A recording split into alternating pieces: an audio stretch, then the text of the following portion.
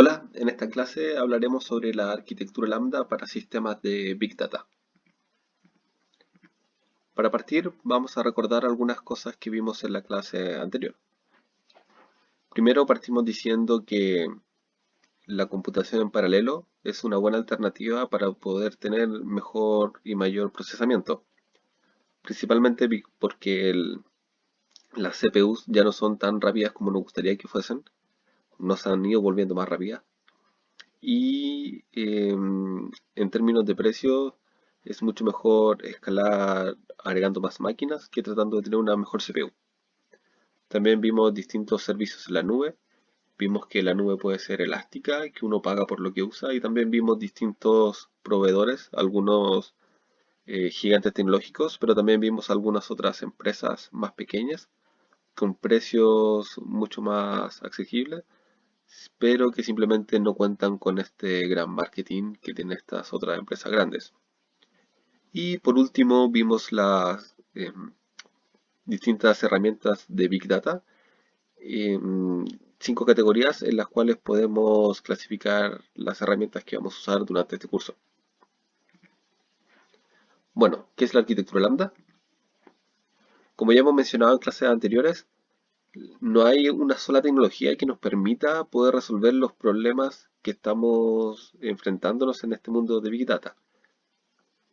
Es por eso que surge esta arquitectura, que lo que busca es, viendo ya los problemas que tenemos y lo que necesitamos como requerimientos, la idea es poder juntar varias de estas tecnologías para que en su conjunto nos puedan proveer una solución.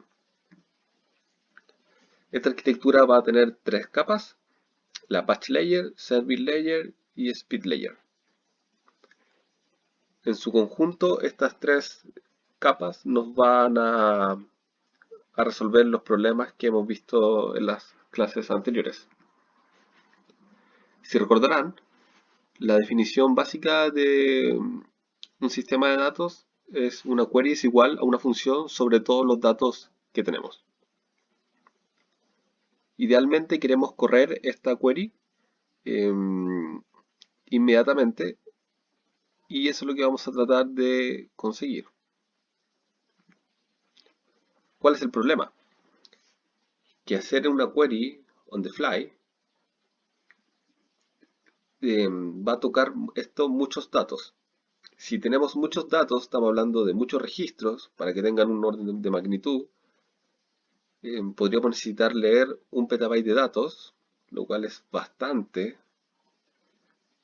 Para que tengan ahí alguna idea, eso puede equivaler a 1 millón de películas, a esa cantidad de canciones, y el tiempo que nos tomaría escuchar esa cantidad de música nos tomaría 1500 años. O sea, estamos hablando de una cantidad muy grande. Entonces, un approach que podemos hacer es precomputar los datos. ¿Qué quiere decir eso? Que primero nuestra query va a ser en realidad una query que va a ser en función de nuestras batch view. ¿Qué van a hacer nuestras batch view? Van a ser las funciones sobre todos los datos que nosotros tenemos. Por ejemplo, si pensamos en el ejemplo de las clases pasadas de nuestro sistema de analítica a lo Google Analytics, en ese ejemplo teníamos un registro por las visitas que se tenían. ¿Qué podríamos precomputar? Podríamos, por ejemplo, tener la cantidad de días, perdón, de visitas que se tienen a un sitio web en un día en particular. Hacer esa precomputación y eso guardarlo como una batch view. Entonces, ¿qué es lo que va a estar haciendo nuestra batch layer? Básicamente va a estar construyendo las batch view sobre toda la data. Ahora esto no nos libra de lo que hemos hablado antes, porque hacer una batch view sobre toda la data va a tomar tiempo, no es un proceso rápido. Es por eso que tiene una alta latencia. Y lo que nosotros estamos buscando, como hemos dicho previamente, es poder tener esto en cosas de segundos. Y si se dan cuenta, supongamos que nuestra batch view, por muy rápido que pueda correr, igual aunque tenga muchos datos, podría demorarse, supongamos, 8 horas.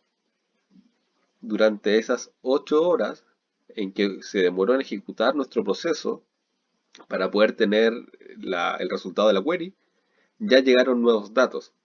Entonces, ¿qué está pasando? Que nuestra query ya está desactualizada. Más adelante vamos a ver cómo podemos solucionar ese problema.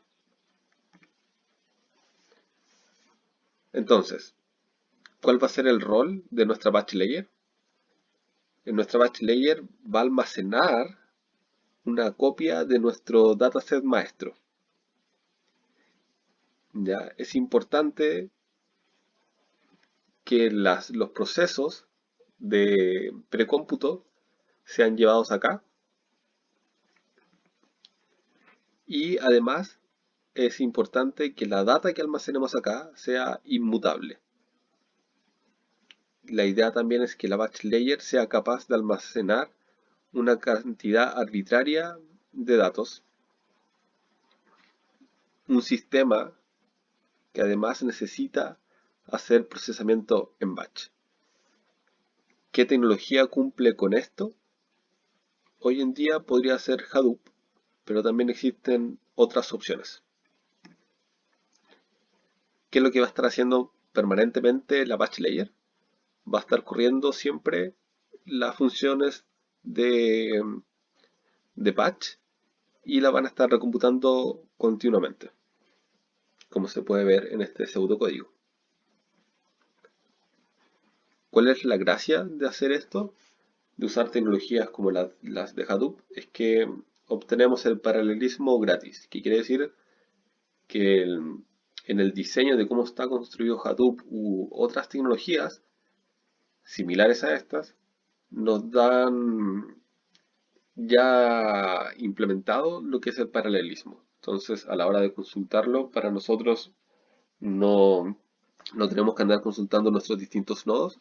Simplemente Hadoop es capaz de hacer esto por sí mismo. Hadoop también nos provee un sistema robusto y que es altamente escalable.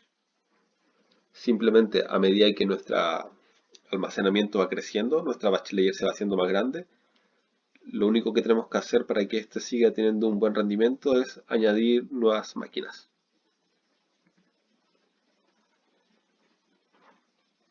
Entonces, no olviden lo que tiene la batch layer es almacenar nuestro dataset maestro y computar las batch view que vamos a necesitar posteriormente.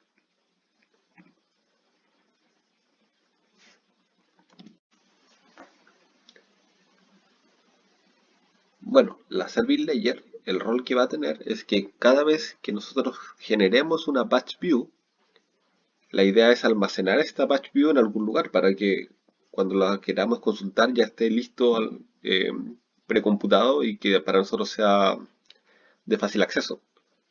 Entonces todas las batch view van a ir quedando almacenadas en la service layer. Ese es el rol que tiene.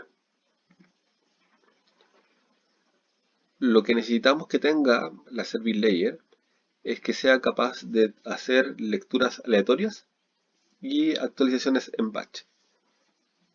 Ojo que estas actualizaciones no necesariamente necesitamos que sean aleatorias. ¿Qué quiere decir esto? Supongamos tenemos una base de datos como la que ustedes probablemente conocen, es una tradicional como MySQL o Postgres, etc. En una de estas bases de datos ustedes pueden hacer escrituras aleatorias. Pueden simplemente llegar y modificar cualquier registro que ustedes quieran. ¿Qué es lo bueno y lo malo de esto? Lo bueno es que, claro, si alguien quiere llegar y cambiar un registro, puede hacerlo fácilmente. Pero poder proveer este tipo de mecanismos de poder actualizar un registro fácilmente hace que se pierdan, por otro lado, por ejemplo, se pierde en robustez y en performance. Entonces, lo que necesitamos realmente no es poder hacer random writes. Lo que necesitamos hacer son más bien unos swap. ¿Qué quiere decir eso? Que seamos capaces de intercambiar una nueva batch view por otra. No es que queramos modificar alguna parte de la batch view que habíamos generado. Lo que vamos a hacer es cambiarla completamente por un nuevo registro. Eso es lo que necesitamos. ¿Qué es lo que produce eso? Que finalmente las bases de datos que sirven para este objetivo suelen ser bastante sencillas. Por ejemplo, existe ElephantDB que tiene muy pocas líneas de código. ¿Qué es lo malo? Que las empresas o las personas que en general tratan de hacer una base de datos, tratan de hacerla multipropósito. ¿Ya? ¿Por qué? Porque así pueden ganar mayor popularidad entre la comunidad y se empiezan a usar. ¿Qué es lo que termina pasando? Que en bases de datos como estas otras, eh, su popularidad es bastante baja. ¿Y qué es lo malo que la popularidad sea bastante baja? Es que a la hora de tener alguna consulta, se va a encontrar muy poca documentación. Entonces, ¿qué es lo que necesitamos finalmente en la Service Layer? ¿Cuál es su rol? Necesitamos poder hacer lecturas aleatorias sobre las patch view que hemos generado previamente y poder actualizar eh, las distintas vistas que hemos generado previamente.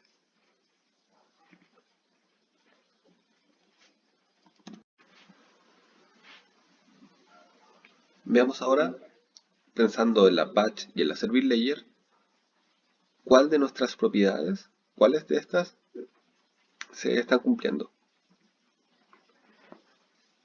Por ejemplo, la robustez y la tolerancia al fallo. Tanto Hadoop como una posible opción para nuestra batch layer y como otras tecnologías que podamos ver para la service layer, eh, simplemente son sistemas distribuidos en su naturaleza. Entonces, en caso de que eh, alguna máquina se caiga, siempre va a poder levantarse otra instantáneamente para poder continuar con la performance. También Hadoop nos permite tener todo respaldado. Entonces, en caso, la data está duplicada. En caso de que alguna máquina se caiga, no importa realmente los datos que estaban ahí, porque va a haber otra máquina que ya los tenía. La arquitectura en general también es tolerante a los fallos, porque nuestra batch layer es inmutable. No vamos a modificar nunca nada de ahí. Lo único que hemos visto que podría cambiar es lo que ocurre en la service layer. Pero da lo mismo que ocurra algún error en la service layer o en la construcción de alguna batch view que vamos a almacenar en la service layer. Porque da lo mismo. Porque la data real e inmutable, que nunca va a cambiar, está en nuestra batch layer. Entonces, cada vez que nosotros eh, volvemos a recomputar, se va a corregir inmediatamente cualquier error que podría haber estado. Las dos capas vistas también son escalables. Simplemente a medida que se necesiten más máquinas, em, se pueden añadir y ya estamos. También la arquitectura que hemos descrito hasta el momento es bastante general. No estamos limitando a ningún rubro en particular.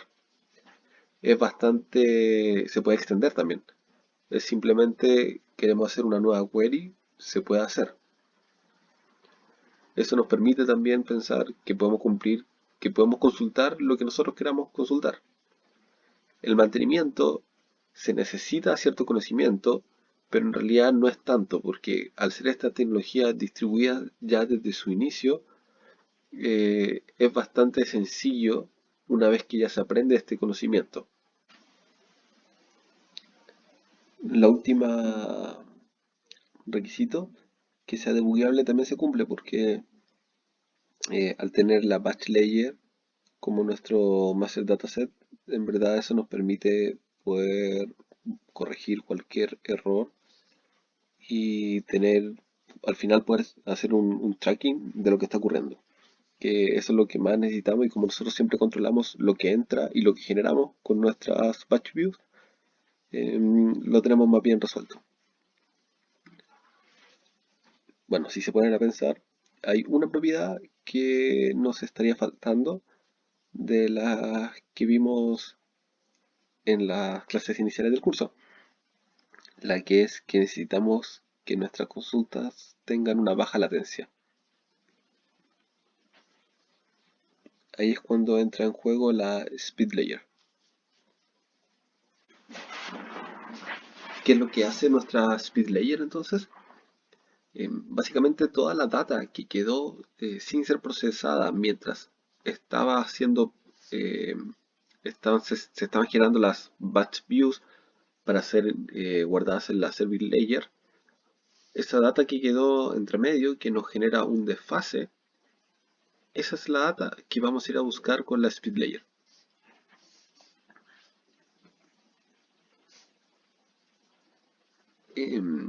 Es importante aquí tener en cuenta que la speed layer simplemente va a estar mirando la data reciente.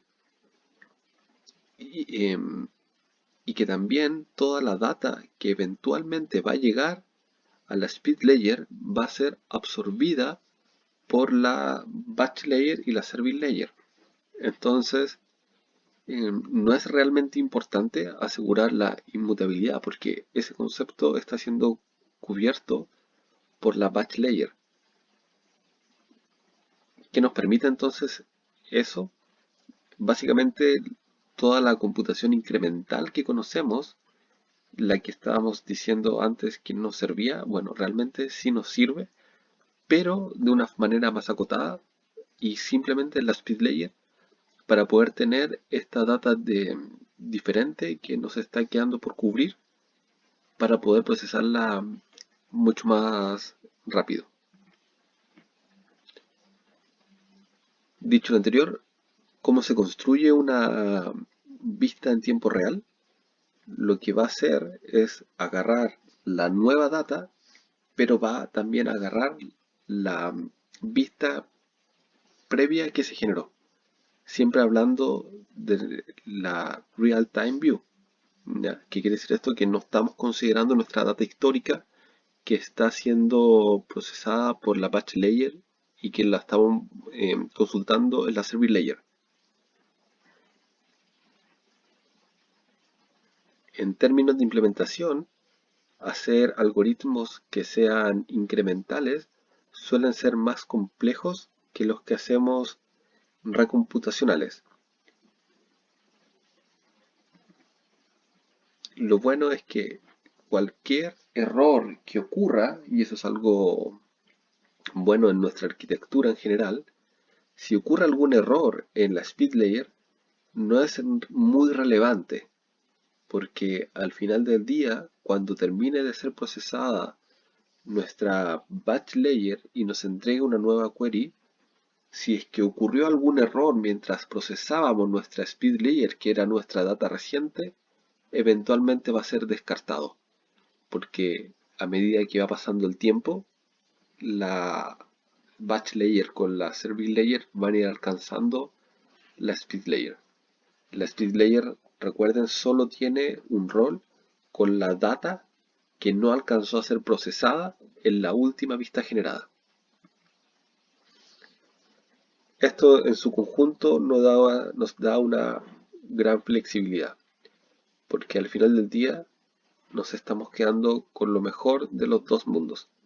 Por un lado, batch layer con service layer nos están garantizando que nuestros procesos van a estar eventualmente correctos y la speed layer nos está complementando lo anterior con la data más reciente usando algoritmos incrementales, ya que lo que estamos procurando es poder tenerlo lo más rápido posible.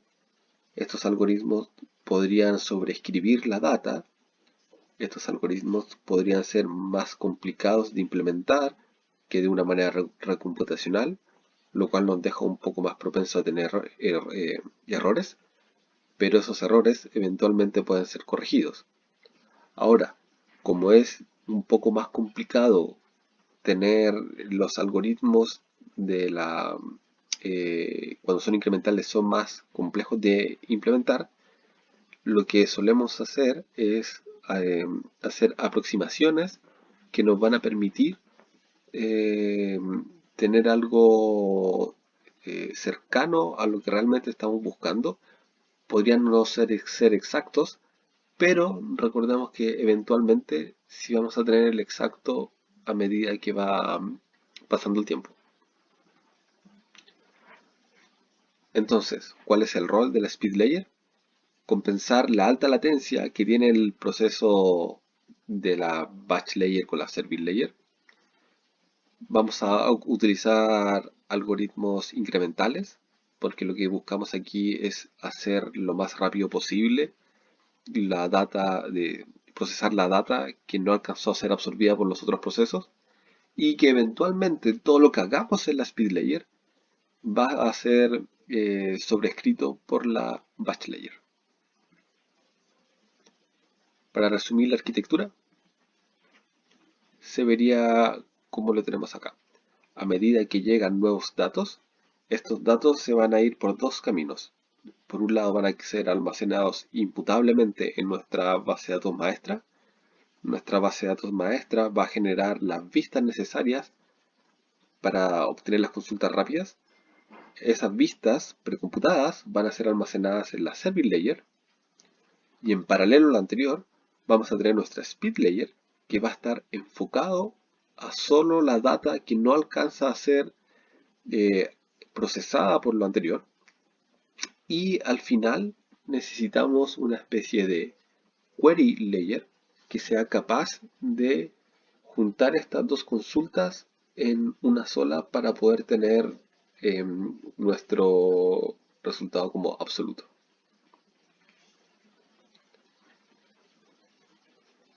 Nuestra arquitectura se puede resumir también en tres ecuaciones. Una query finalmente va a ser una función que va a juntar una batch view con una real-time view. La real-time view es una función sobre la data nueva que está llegando y además sobre la última data reciente que no alcanzó a ser absorbida por los otros procesos. Y nuestra batch view que es una función sobre toda la data. Cualquier duda que tengan nos pueden preguntar al equipo docente y nos vemos en la próxima clase.